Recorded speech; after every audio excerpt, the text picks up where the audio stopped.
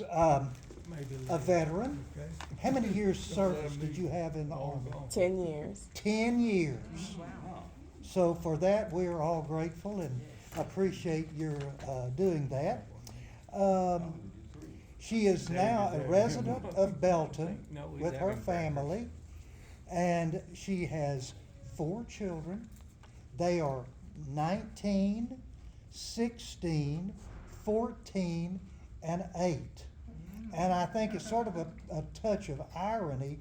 Our presenter last month had 4 children, but she wasn't from Belton. She was from Hewitt. Okay. So anyway, still Central Texas. Still Central All right. Texas. And Takenia went to Florida A&M University, and that's in Tallahassee. And I know someone is going to say, "Oh no, Don, that's where Florida State is." Well, we would both be right, because both of them are in Tallahassee, along with the capital of Florida. And you know, I looked up Tallahassee just this morning, I guess, and the population of Tallahassee is only like 196,000 or something, which is a good sized town and bigger than I want to live in. But to be a state capital of a state as large as Florida, I thought that was, you know, but it's in my favorite part of Florida. It's in the Panhandle. But now, you weren't actually from Florida originally, were you? Correct.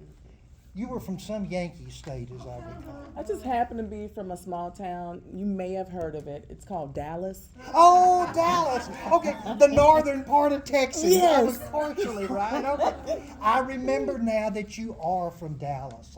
Thank you for that correction. Yeah. Okay.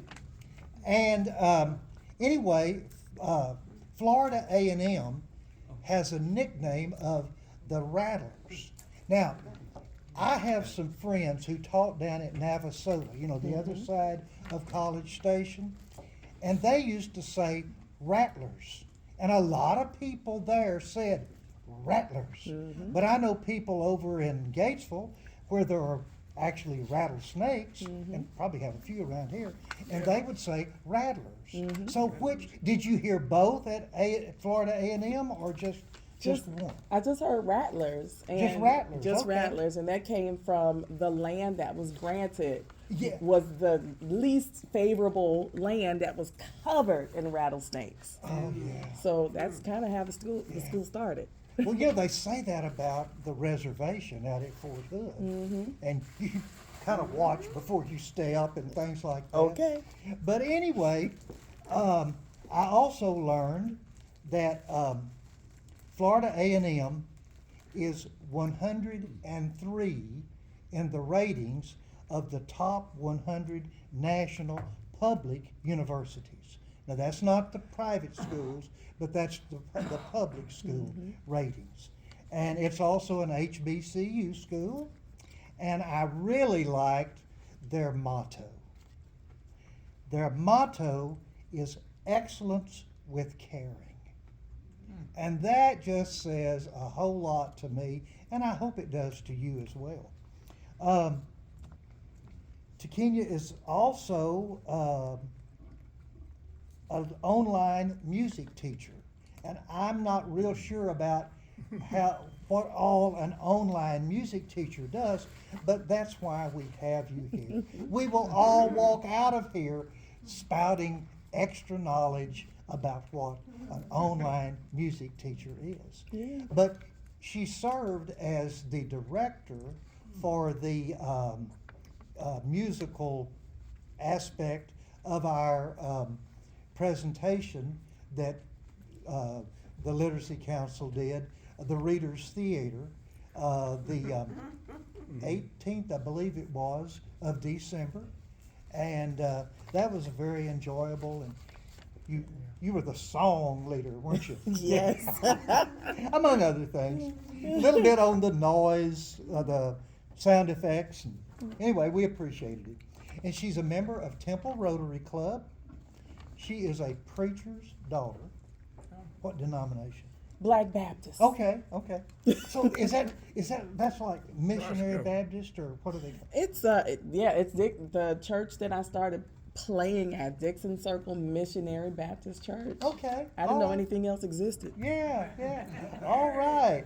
And she is a trained tutor with the Temple Literacy Council. She doesn't have a student yet, but I'm kind of working on that right now. So anyway, which brings up another interesting point. We still have more tutors than we do students. So if you know of students, refer them to us, or if you know of a place that employs like people that need assistance with reading, or you think they might, or you're friends with them, or a club you're in, or and I know people say, oh well, I'm in a club, but everybody there knows how to read, or everybody at my church. But does everybody that everybody knows know how to read and speak English, etc., etc.? So anyway, we are certainly thankful that you are here, and I am ready to hear about Ready for Music Lessons, and I know the other people are too, and I think the coffee is ready. So feel comfortable to get up and go get you a slurp of coffee if you like during the presentation. I'll pull a couple of cups, and then you can get them Yeah. if you'd like. Oh my gosh. You need some? Y'all really seriously may not know this about me, but I am very much an introvert. No way. Very much an introvert. So I'm the one who's more likely to just stay home and watch Netflix, or stay home and tell the kids to do their chores. But I really like staying home. But I'm being very deliberate in bursting my bubble and putting myself in places where I have to be front facing with people in real life and not online. So what does an online music teacher do? I have students as young as 5, 6 years old in California and New York and Florida, as far away as Sweden. And just yesterday I taught a drum lesson and a piano lesson and a voice lesson to, I think, who was the youngest one yesterday? Amiri's about 8 or 9. But his drumming lesson incorporated a song that he liked, which was a rap song. And he had to come up with the beat that went with it. So he had to find the parts of the drum that worked best.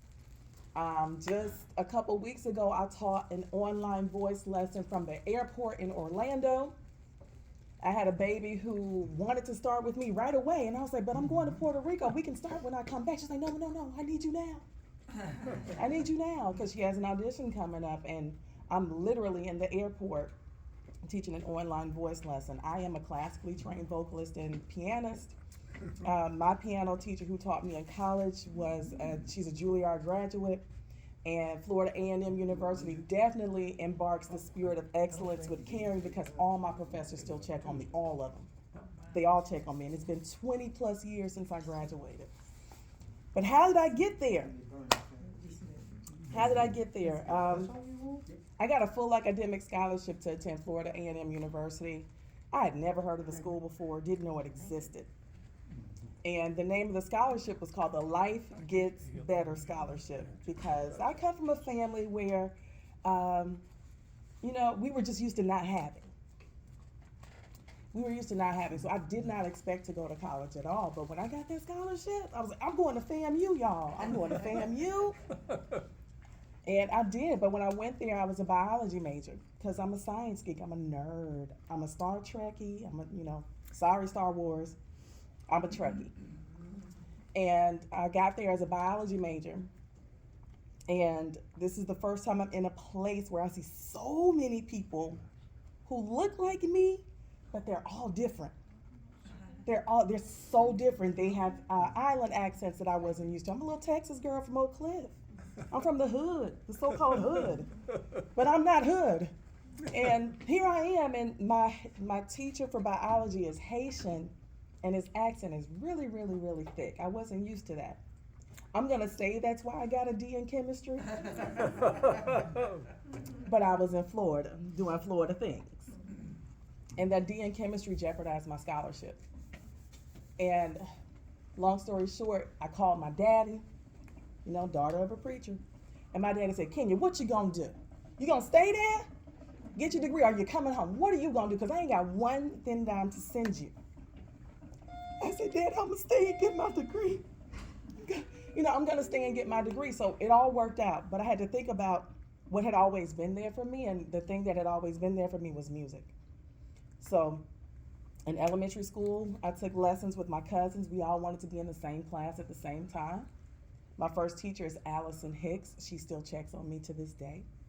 I get the nicest handwritten cards from her every Christmas. Middle school, I was told, at 15, I was told, you're our new piano player at church. Again, preacher's daughter. I'm like, but Daddy, I only took lessons in 4th, 5th, and 6th grade. Oh, you're our new piano player. But Daddy, I'm 15, you know? And so that's where I really learned how to play by ear. Because the Black Baptist Church, if you don't catch that song, hurry up, quick, fast.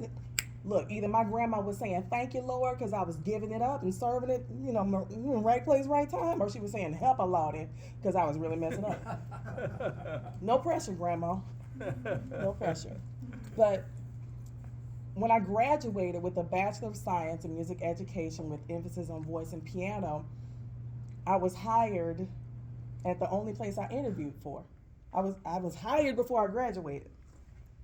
And I only interviewed with one school, and they hired me on the spot, and I taught there for 14 years. 800 students a year, between 600 and 800 students. That's about 11,000 students over the course of 14 years.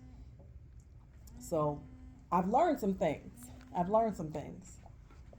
also learned that I don't like being told what to do. And I started my own business, which is where Kenya's Keys came from. But Is My Child Ready for Music Lessons, a guide for parents, really takes, you know, I'm taking pedagogy into account, I'm taking ages into account, I'm taking awareness and experiences into account, because I've taught a lot of children from a lot of different backgrounds. And it's always been real important for me, for my students to see a reflection of themselves in the music that we do. So if that means that everybody's gonna sing in Laotian, we sing it in Laotian. If that means we're learning a song in Hindi, we're learning a song in Hindi. All my students should see a reflection of themselves in the music that we do. That would get me in trouble sometimes. But I didn't care about that. I cared about my kids. So in this book, what you'll find is, I think what my favorite thing in here is, there's 30 tips for parents. So even if you don't know anything about music, if you don't know how to sing well, if you don't know anything about instruments, there's 30 things in here that you can do with your child. So this is for parents, grandparents, any type of caregiver. You can play and sing the favorite part of your song. You can use your fingers to walk a tennis ball up and down your leg. What that does is increase dexterity, because you're gonna need it if you're gonna be playing an instrument. You can watch a musical. Anybody have a favorite musical? Just dozens? What? Come on, talk to me. What are some of your favorites? Oh, well, classics, Sound of Music, right? Yes, Sound of Music. But Yes. but I love Astaire and Hayworth and You Were Never Lovelier and the classics. The classic Yeah, classics. yeah. Or then you've got Fame and the more current ones. You got Fame. I think all the kids are into right now. Hamilton. Oh gosh. That's them. I mean, it's great. It's great. It's not my thing, but I know they love it. So a lot of times I'll do songs that I may not necessarily like, but I'm not going to tell my students that. You know, and because I'm going to certainly make them do songs that they don't like, but it serves a purpose. What else do I like about this book? I like that my piano teacher gave me a nice review. I like that part of it. I'm just going to pass. This is just a proof of the book. But I'll just let you guys take a look at it. If you guys have any questions about what it is that I do, I'm also a music producer, so I write music for people's memorable moments. Most recently, I wrote a song for a wife who wanted to celebrate her husband's birthday, so I told their love story in about 2 minutes and 22 seconds. With everything you hear is something I created, you know? So being a musician, I think the irony here is I've named all my kids after musicians and none of them play anything. So I have a Miles for Miles Davis. That's my 19-year-old who's a freshman at UT studying advertising. I have Ella for Ella Fitzgerald. She's my musical theater baby. She won't sing in front of me, but you know. And then I have Ellington Langston, named after Duke Ellington and Langston Hughes, my 8-year-old. My 14-year-old is one of my bonus babies. But even she has a musical name. Her name is Kennedy. So I'm going to say she's named after Duke Ellington, Edward Kennedy Ellington. So over the course of the years, I think what I love the most is music lets me express myself. I can't always find the words when I'm in a public facing space, but music forces me to think through the words. It forces me to think through the lyrics and all the emotions that I have, all the vulnerability that lies here. Music allows me to get it out without having to get a pistol. The end. Y'all have anything? I mean, just talk to me. So how did you go about setting up your education process online? How do you get the students that you get? Well, the pandemic made me flip all my students online. I had been teaching online ever since I had started my business. It was just a component. It was, what was it, Skype. I was using Skype at that point in time. So I would have Skype students, and this is when I was living in Maryland. I'd have a Skype student in California and Utah. I was still across the nation, but the pandemic forced me to move my entire studio online because we didn't know what it was. We just didn't know. We didn't know, but now we knew because we're here. But so a lot of my lessons at that point were group lessons actually, because I feel music is something, it's a group experience. It's okay, if I sing all by myself, that's fine. But when I'm singing and somebody's playing with me, even better. So a lot of my lessons were group piano lessons, group voice lessons or a choir. And to be able to take that in that real life iteration and translate it online meant that I had to be really solid with 3 things. And those 3 things are, I give TLC at every lesson. Off the top, the T is for theory, the L is for the lesson, the C is an opportunity to collaborate and create. I was already doing that when we were in real life. Now we just translated it to an online experience. Yes, things are different. No, it's not for everybody, but neither is in person. Everything ain't for everybody anyway. But I was able to capture that. And so my studio continues to grow year over year. Even though I'm teaching less, I'm making more, which I love, and I want to keep that feeling going. That's a great question. I was wondering how you market your program. I mean, do you market it through YouTube or just how do you market it? So when we first moved here from Maryland, I was like, man, I have to start my business like all over again. Because when I first started, we lived in Maryland, and that was a lot of putting my stuff on like Thumbtack and waiting for people to get back with me. Not the best experience, but it was a way to start. When I moved here, I got plugged into the homeschooling community because I'm like, well, I'm home all day with a baby, Let me find other people who are home all day with a baby.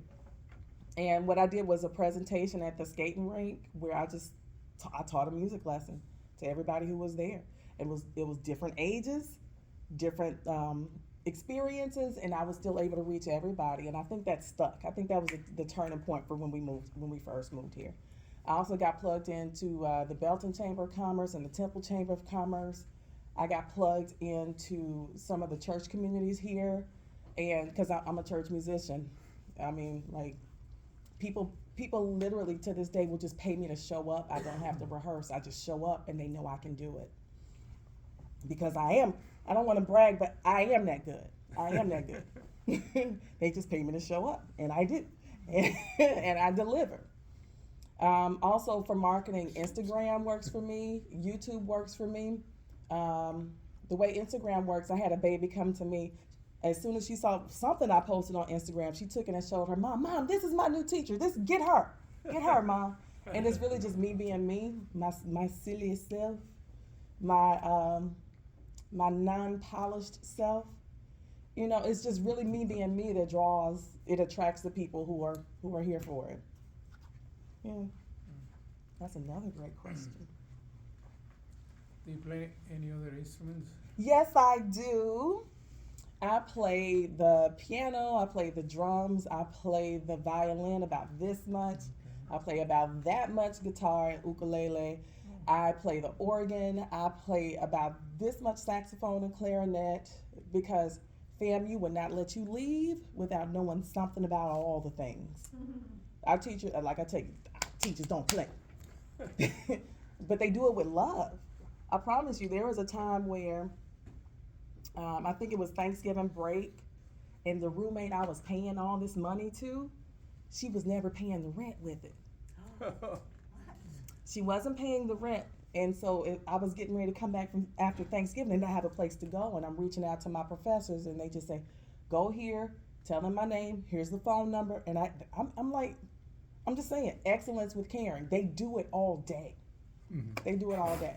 I love that about FAMU. That was, I think that was the foundation for a lot of my interpersonal relationships, especially as a teacher. I can say to this day, my very first teacher, this book is actually dedicated to her, the revised version. The very last line on there is dedicated to her. It says her name, Allison Hicks. Now you got to keep in mind, Allison Hicks she's a white lady. Okay, so what? No big deal. She's a white lady who, if you imagine a hippie, that's her. Long hair, glasses, bright colored T-shirts, tie-dye, easy vibes kind of thing. And she's teaching me in a school where almost everybody's black and brown. The white people are they're hard to find in that school. And so here she is teaching me. And she's the kind of teacher who, I didn't have an instrument when I started taking piano lessons. For about 2 or 3 years, I didn't have a piano at all. But the people who did were my grandparents, and that's where I would practice. So that's why I think so highly of my grandparents. They never told me no. They never told me, girl, you sound like garbage. You know, I mean, like they never did that. They allowed me to make all those mistakes, all those errors. And Allison Hicks never told me no. I don't know if y'all know, there's like some classism and elitism in the teaching community where there are some teachers who feel like if you don't have a Steinway, if you don't have the grand piano, you can't get a lesson from them. I'm not that teacher because my teacher never told me no. When I didn't have, she didn't tell me no. So those students they tend to find me. They find me, and they find themselves in the process as well. I have an adult student who would practice on a paper fold out. And I didn't know it. I didn't know it because she would always come to the lesson prepared. And when I found out she was practicing on a paper fold out, I gave her one of my keyboards. I have a lot of them. I have lots of them. But I think my role as a musician, my role as an educator is to uplift people, period. Uplift people, period, through song. Music is my everything. Like, music is my first love. Husband who, kids who, mommy about to get this music. They know. What else can I say? Yes. Did you bring some more books so I could buy me one? You can order them online. I know, right? You can order an ebook or you can order the paperback. So That's good. I like it. you like it? You really do? That is okay. Okay. And the funny thing about when I published that book, I gave myself a hard deadline because as a creative, we tend to just go with the flow. And the only thing that motivates me is a deadline. So I gave myself the deadline of my birthday to finish that book and have it turned in, and it worked out. It was like a drill weekend. I was in Dallas for drill, hit submit, and it was done by my birthday. That was in 2016. That book was a #1 bestseller when I released it. I've gone on to release another book called, 10 Reasons Why Piano Scales Are Important. But it's not about music. There are life lessons in there. There's life lessons in that book. And I'm gonna write another one. My next book is gonna be centered around teaching Black and brown children the fundamentals of piano, the piano book that I learned on way back in 1986 is still in print, and hardly anything has changed in it.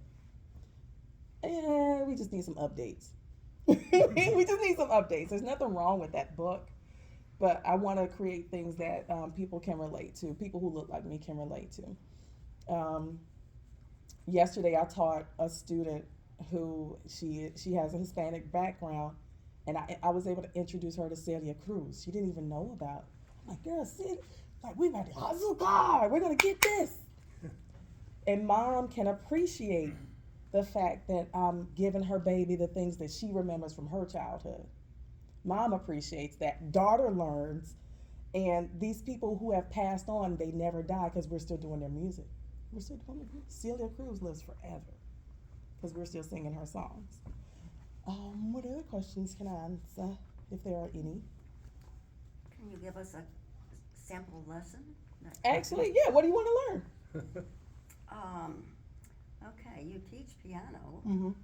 so what would you suggest would be first? Keyboard geography. You know, because we know well, not everybody knows north, south, east, west, but you have to get acclimated with the territory. Yeah. So the keyboard is made up of a series of black and white keys that come in a repeated pattern. How many keys do y'all think are on the keyboard or piano? 88. 88. 88, yeah, y'all know there's 88. There's 88 different sounds you can get out of there.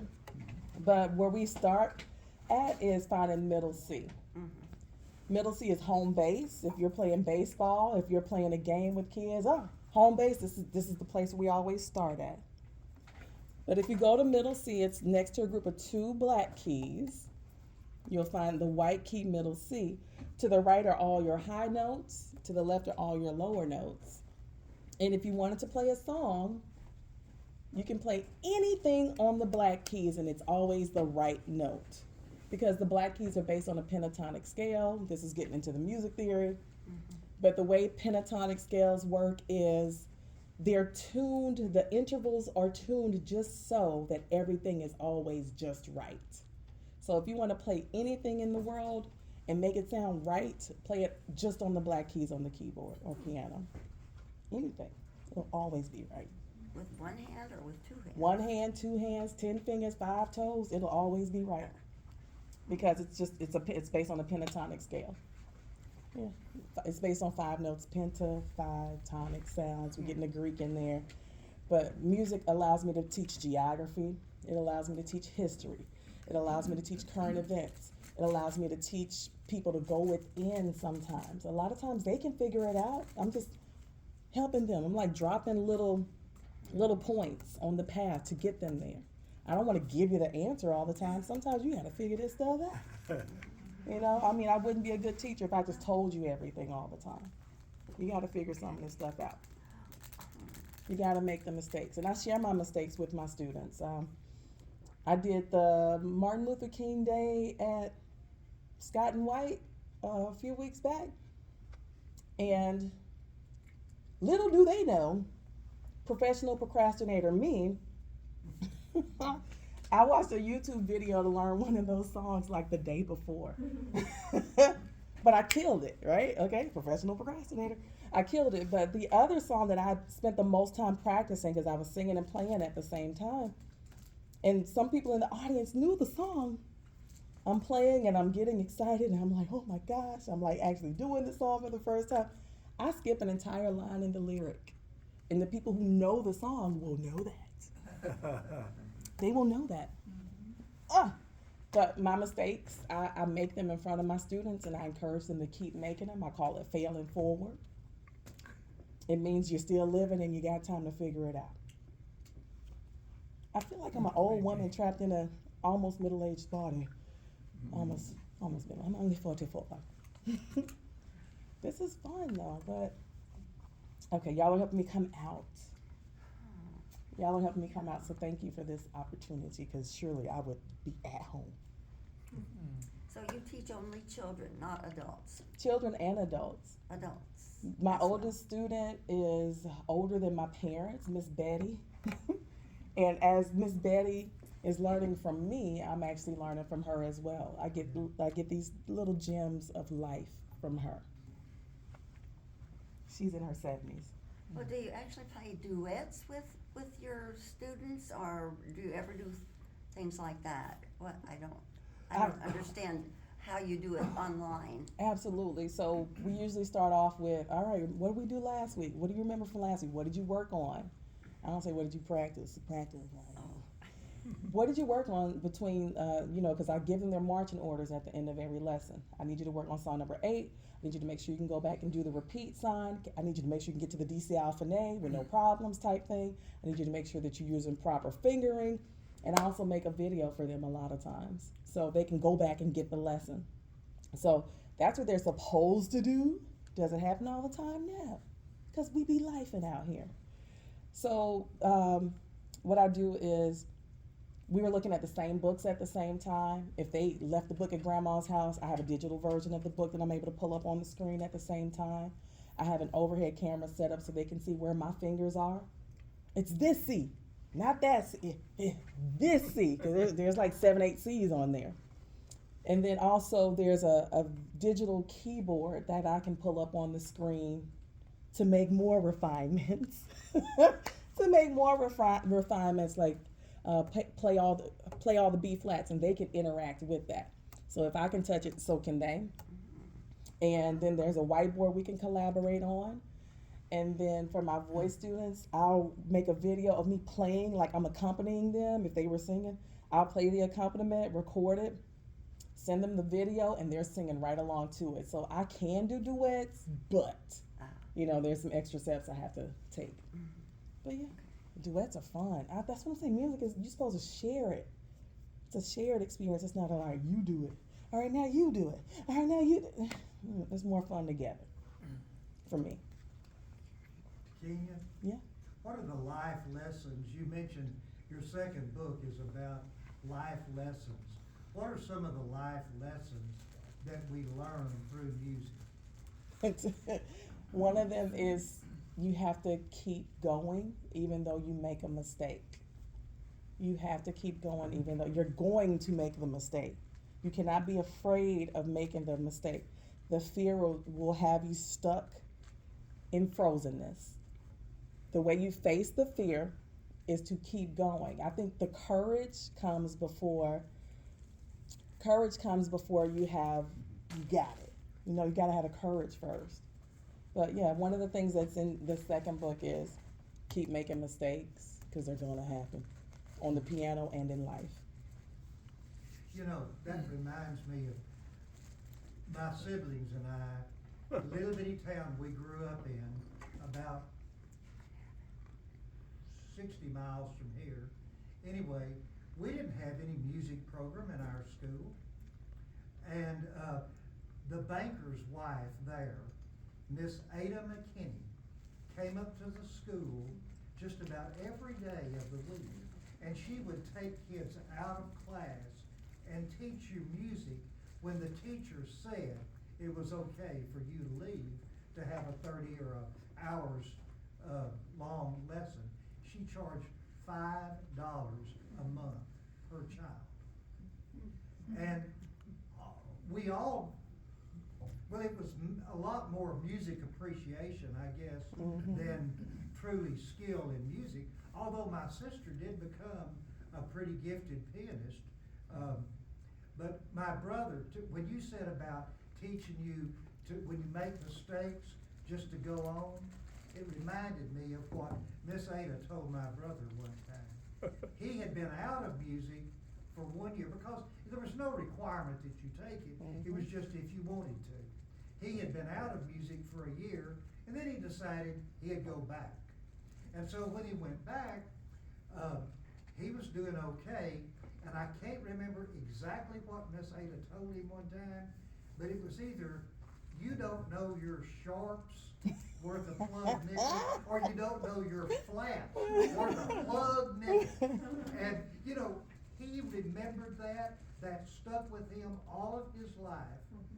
And he's a little younger than I am now, but we're both in our 70s. And he told me just the other day there was some little mistake that he made. I was at their house, and he kind of jokingly said, you know, I don't know my sharps with it. Which would it be, sharps or flats? Both of them, they Okay. both apply. And of course, immediately, I knew what he was talking about. And it was something that has stayed with him all of his life. And you know, when he makes a mistake, that's sort of a coping mechanism that he has to deal with mistakes. And that was all because of Miss Ada. Miss Ada would take students that the parents didn't have the $5 a month to pay.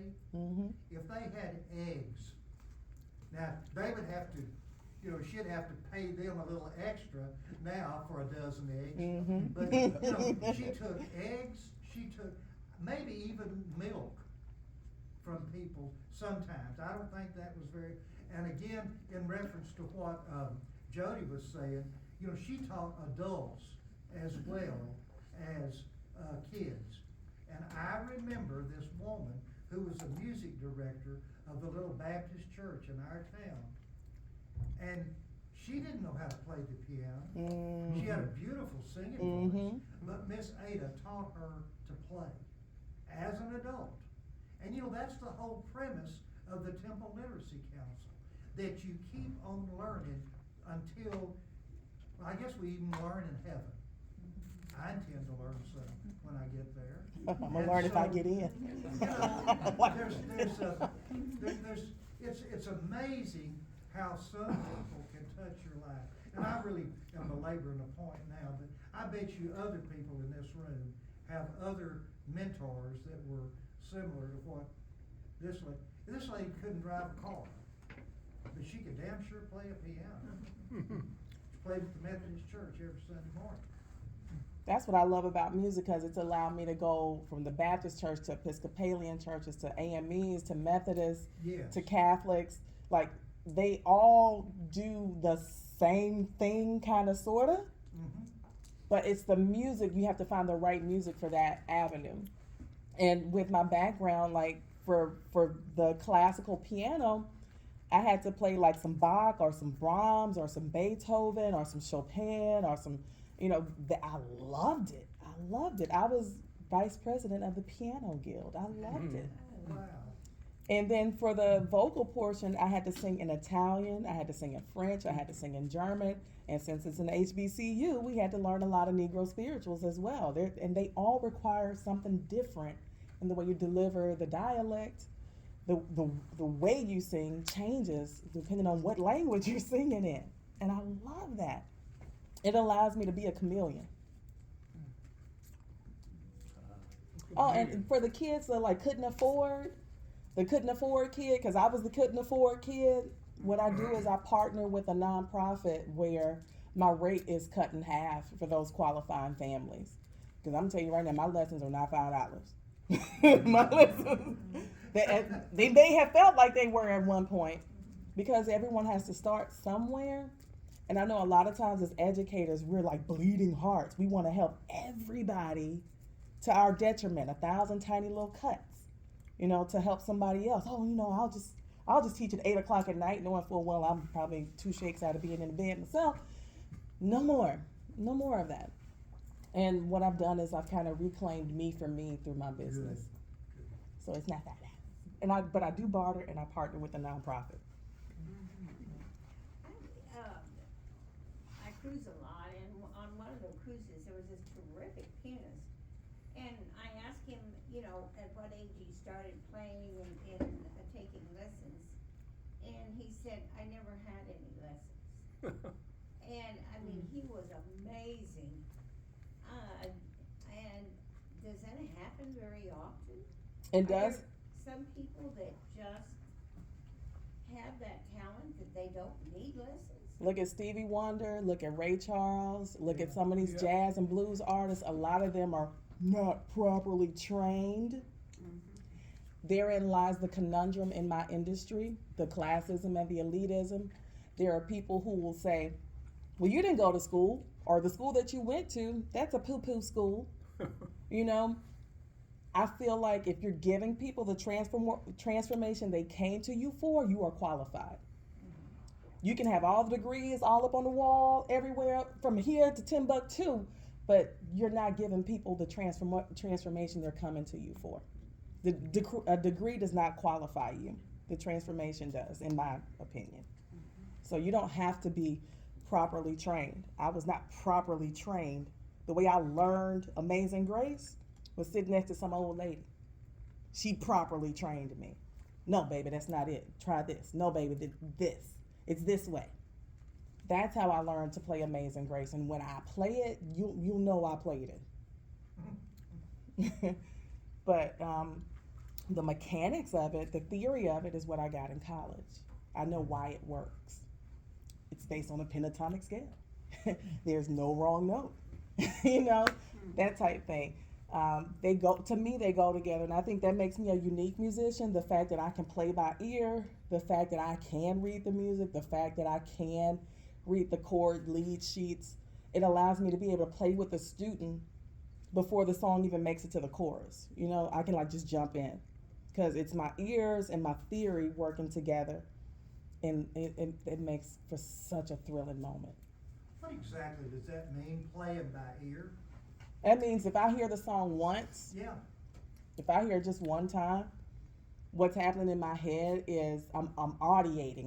I can see what I'm supposed to play based on what I hear. And what I'm recalling is patterns. Music follows patterns. There's ABA form, there's rondo form, there's sonata allegro form. Again, we're getting into the theory of it all again. But what I'm doing is recognizing macro and micro patterns. And I'm able to really translate that really fast in my fingers. That's a definite awesome skill to have. It saves me time. Do you think that means I need to play A sharp now, or do you just think I just need to hit that key right there? What do you think? It depends on what mood you're going for. So when it came to that song that I had written for that couple that told their love story, I just asked her, well, just tell me your story. What's your story? She said, well, we met at Stephen F. Austin. He knocked on my door. We went on a date 2 weeks later, and at the top of the Ferris wheel, he told me he loved me. We've gone on to have several children, and he's one of the pastors at church, and I homeschool my kids. Like, she just told their story. So from that informs me that whatever I create for them, it needs to sound churchy. You know, I need to make it sound churchy, so I know what to do to make it sound churchy. And I think, how did that song go? Like, I included when they got to the top of the Ferris wheel. At the top of the Ferris wheel, you told me how you feel.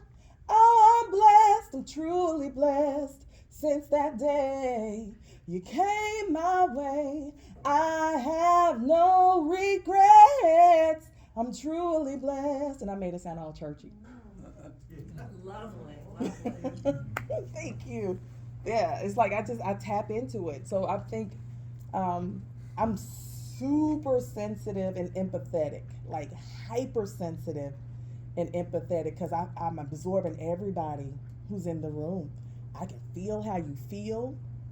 I can feel when you ain't feeling it. I feel that. And I'm able to translate that musically. It's got a certain sound. It's got a certain chord. It has a certain rhythm. It has a certain flow. Church chords, like the way church works, there's these certain rhythms that you play to get people to pay more money. I'm serious. There's certain. Subliminal. Yes, exactly. Like there's something to it. Like when you see these YouTube videos, like 432 hertz to tune for wealth and prosperity. There is something to that. We respond to that as humans. We respond to those frequencies on a cellular level. And I know how to manipulate people in music for a good cause. For a good cause. You know, for a good cause. But also, you know, you can turn it into the boom boom room too if you want to. I think one of the songs that I wrote is called Let's Go Down to the Hoochie Coo. I don't even know what a hoochie coo is. I made it up. what is it? And it's got a whole, like, just think a dark, smoky, hole in the wall joint. Okay? Let's go down to the hoochie coo. And so on and so forth. But, like, even when I met my husband, Yada, yada, yada. we met and were married in less than 4 months, which is kind of fast. Kind of fast. We met at Fort Polk. I was there for 2 weeks. He had been assigned there for a little bit longer. And the very first thing he said to me was, "I can already tell you're gonna be trouble." He must like trouble because it's 11 years later. And the song that I wrote at that time was called, what is that song called? It's like I just write so many. What is that song? Oh, something about, I wasn't looking for love. I wasn't searching for nothing at all, because it's all true, I wasn't. I never thought that day would be the day you first laid eyes on me, would lead to lives forever changed so beautifully. My heart is free 'cause you found me. Finally I can breathe 'cause you, it keeps coming back to the hook, found, like, and that's just how I write. It's a feeling with notes. And he's got something to brag about, I have the kind of love that she writes about, kind of thing. My favorite songs are actually the sad ones. My favorites are the sad ones, like Bonnie Raitt had this song called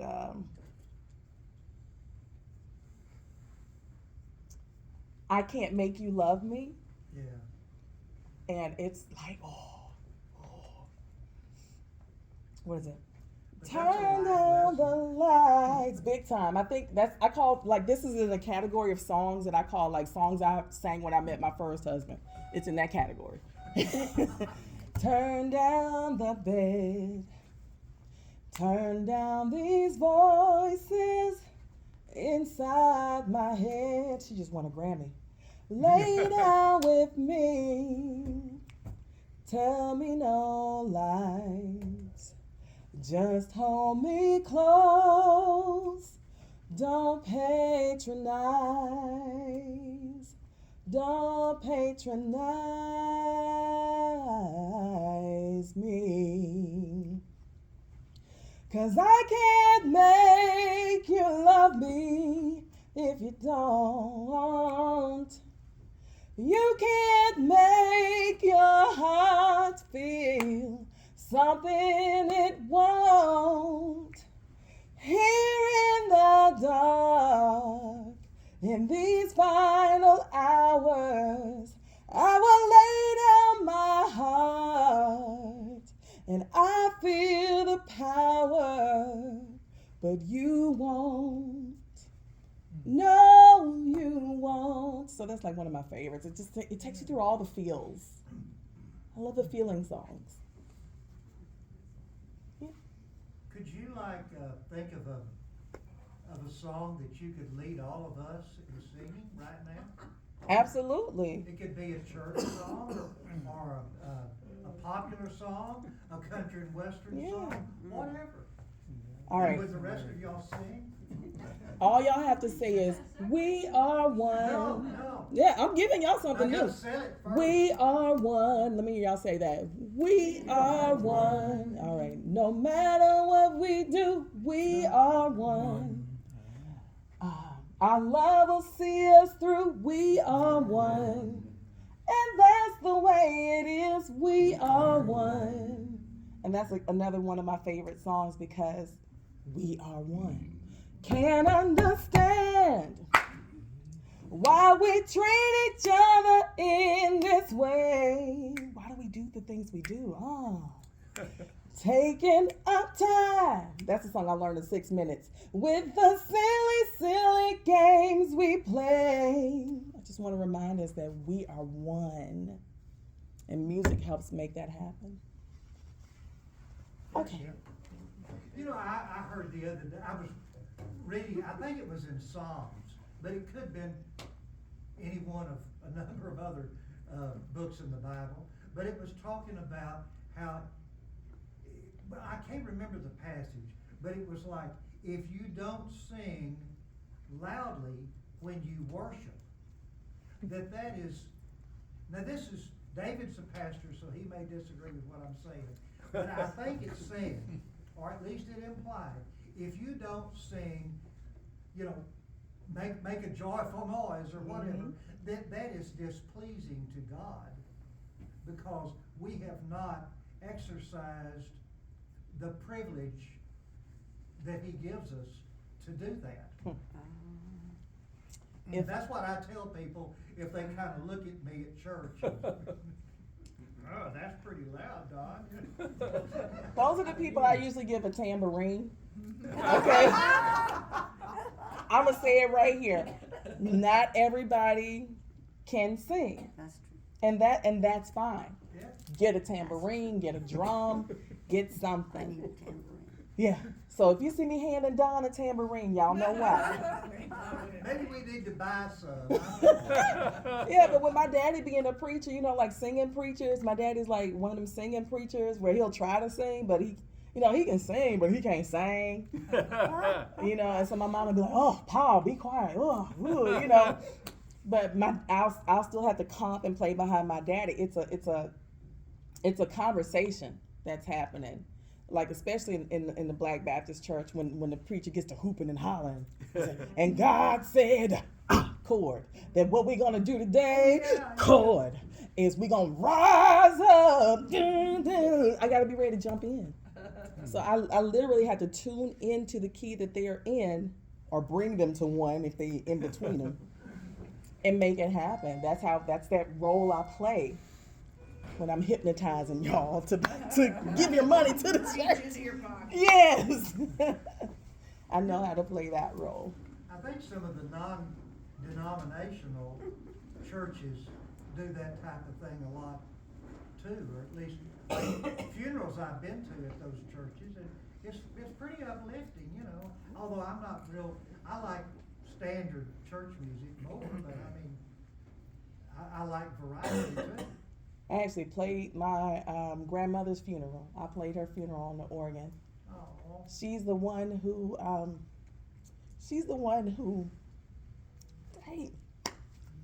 who had the piano, and like Yeah, I let you borrow she had it. never had a lesson, but she would be making stuff up, and I'd be over there making stuff up. But yeah, I played her funeral on the organ. Yeah, like these people, that's why I'm like, grandparents mean a lot to me. Oh, Don, you got me in my feelings. Oh. It's interesting that music, I've read this, the one thing that separates a church or divides a church is music. They can't It can. agree, no, it is a number one, it was in there, the Yeah. study was done. The number one factor that divides a church is the type of music. Whether or not they have music, and also the old music, the old hymns versus the new hymns. Right on. And I Yeah. know churches even here in town, yeah. that's, Sometimes just getting a new hymnal is enough to, Oh. you know. Oh, I've seen it. You know, when we lived in Maryland, I thought it was important to incorporate those old hymns, those old 100s as they're known, because those are foundational for all the stuff we're doing today. One church I was playing at in Belton, which shall remain nameless, I was able to, I was able to pick whatever little song I wanted to play for some featured event, and the event was the high schoolers were graduating, and so I played some Cyndi Lauper song. What is it? It's Cyndi, Time After Time, because they're getting ready to transition to something else, and I played Time After Time. Little did I know that apparently I got sat down. Y'all know what sat down means? I got sat down after I played that song because it offended some people that I chose that song. When you're lost, you can look and you will find me time after time. Some people were offended by that. And the reason for their offense was something I had never heard before. They said I was playing the song of the gays. Sorry, but what? The song of the gays, like their anthem or something. Oh my goodness. Good grief. And I was like, oh, they got songs? I was like, they got songs, y'all. I was like, let me ask my son, y'all got songs? You know, I'm like, let me ask my 19-year-old son is gay. He ain't like gay, but he's gay. Oh. I didn't know they had a song, and so I started asking my friends who just happened to be gay, do y'all got an anthem? They were like, no. I was like, oh, okay then. Yeah. I was like, what in the world? Yeah, that one got me. They shall remain nameless.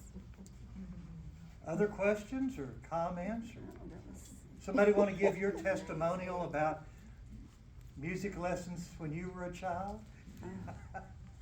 No, but my husband is gonna be 91 this month and plays the piano. Yeah. Hey, Wonderful. music keeps you living longer for sure. That's I bet studies you show. that's the secret in there, and he loves he has the Kanabi piano, Mhm. Kanabi. It has less keys, doesn't it? Doesn't your Kanabi have less keys? The year it was built was 1854, and those years were not 88 keys, they were 85 keys. The treble clef had really not come in at that year. And so that, when it happened, the keyboard expanded. Yeah. And tell him what song was written on, played on Kanabi. Well, it's interesting, Kanabi, for example, McLennan Community College, 10 years ago, elected to have universally the Steinway, and the department still has that. When Kanabi was operational in their first office in Baltimore, when Francis Scott Key first played the Star Spangled Banner, it was on a Kanabi, not a Steinway. I didn't know that. I love that. 85 keys. Can I come play? Yeah, it's a beautiful piano, it really is. Did you have music lessons as a child, sir? I did, painfully at times. Yeah. My teacher, a wonderful lady, but she was very strict in certain rules and regulations. Yeah, I know. This meant a ruler she had Oh. that she applied occasionally. Yeah. I remember that, well, the finger didn't sting. Woo, Wow. woo. I'm having a little PTSD. Okay. Like, cause those rulers. Over, between Thank our you. trips, so you can see his beautiful Kanabi. I would love to. I've actually gone home with strangers because they had a piano. Oh, yeah. Yeah. Some lady in Marshall's. Oh, okay. What'd your husband say? Well, he was with me. He was like, "Come on, let's go." This lady at Marshall's was like, "Yeah, my husband has two baby grands that are backed up to each other." I was like, "Really? What's your address?" We went home with strangers, and I got video of that somewhere where the husband's on one side and I'm on the other side, and we were just jamming, like calling the chord out ahead of time. Play the F, go to the 1, hit the 4. You know, I gotta find that video. I mean, yes, I will go home with you if you have a piano. Thank y'all. Thank you. We have a presentation to make. It's traditional that we give the presenter a small token of our esteem for being here. And it's also part of that tradition that you open it in the public so everybody can see what Uh-oh. your little Okay. remembrance is. And you can first tell them where this came from. Cochran, Blair, and Potts, which is the first mall. No, it's the No? first, it's the oldest department store There it in is. Texas. Yes, Oldest in the U.S. In the U.S. I think just I just knew in Texas. In Yeah, it's Texas. in it's the oldest in Texas. It originally was over at Buffalo, but it's been here for a long time. Now, Downtown uh, Milton. a lady that works there and I were co-rappers of that package. No, no, she was the sole rapper. Now let me tell you, there's that, you know, we had this ice storm last week, right? And so I have that was sitting on the back seat of my pickup, and I forgot about it. Oh, no. And so it may have affected the, you know, the gift. And if it did, I'll replace it. But Oh. anyway, I'll let you go ahead and Now, carry it forward. Cochran Blair and Potts has co-wrapped some things for me as well, because that's not my gifting. It is not. That is not. It's a my wonderful store. I just love I it. love it. Woo! Let's see what's oh my gosh, what's it in right there? It's Christmas. You know how the kids tear it all the way up.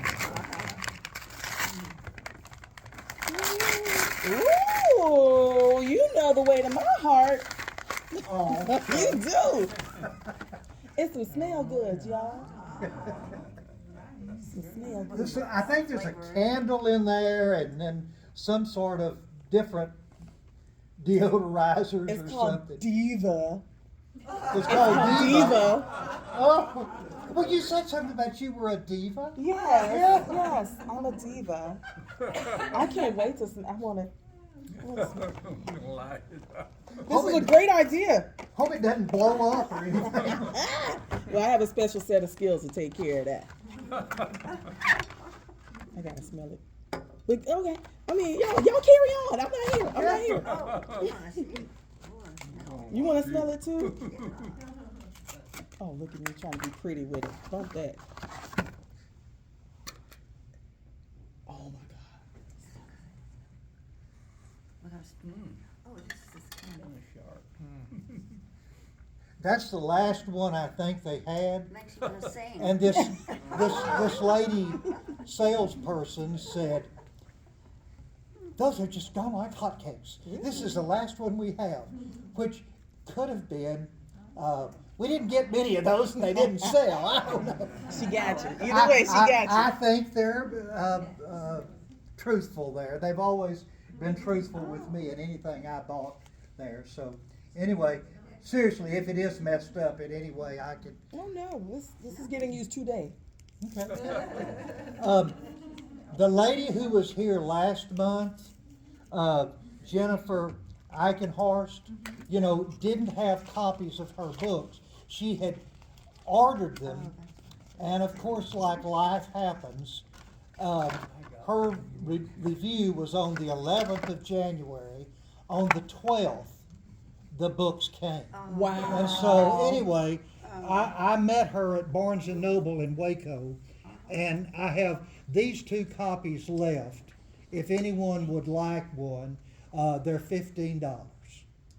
So they're here for you to purchase, and she signed them all. So, and Justice got a copy of a hardback book that she had. That's the only one she had to sell that day. Yeah. And she was real apologetic and embarrassed and all that. Oh, Don, but isn't that just the way life happens? Yeah. That's what You happened know, to me. Yeah, Cause you order the Yeah. things, and I, and supposedly she ordered them way in advance. Cause anyway, that's why. Yeah. but anyway, that's my case. you can still get it. God bless you all, and thank you for coming. Thank you for a marvelous presentation.